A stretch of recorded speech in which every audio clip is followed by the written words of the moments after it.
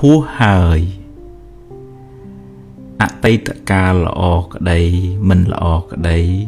bàn còn lon hú từ hơi tu bay nè đai phần ná có tiếng một mình mình bàn đàiนุญาตឲ្យវាប្រែប្រួលតាមដំណើរនៃធម្មជាតិរបស់វារឿងល្អជាផលនៃកម្មល្អដែលអ្នកបានសាងរឿងមិនល្អជាផលនៃអកុសលកម្មដែលអ្នកបានប្រព្រឹត្តពីមុនមកជីវិតរបស់មនុស្សម្នាក់ប្រព្រឹត្តទៅតាមកម្លាំងកម្មដែលខ្លួនបានធ្វើពីអតីតផងកម្មក្នុងពេលបច្ចុប្បន្នផងអ្នកមិនអាចរត់គេចពីផលនៃកម្មបានឡើយ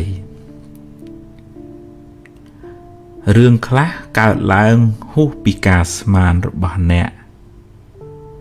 ហើយអ្នកគ្មានសមត្ថភាពទៅបង្គាប់បញ្ជារឿងខាងក្រៅបានទាំងស្រុងទេកម្លាំងអ្វី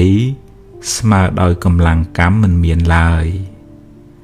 ណដ្ឋិកម្មੰសមੰពលំបើមានហេតុគ្រប់គ្រាន់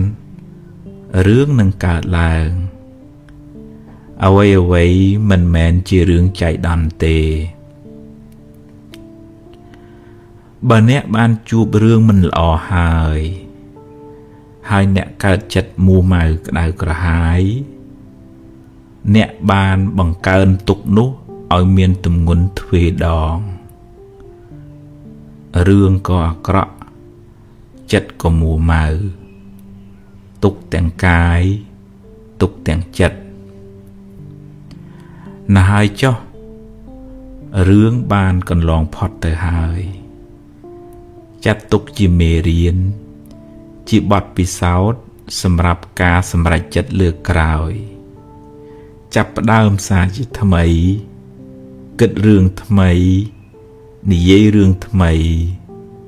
ធ្វើកិច្ចការងារថ្មីលទ្ធផល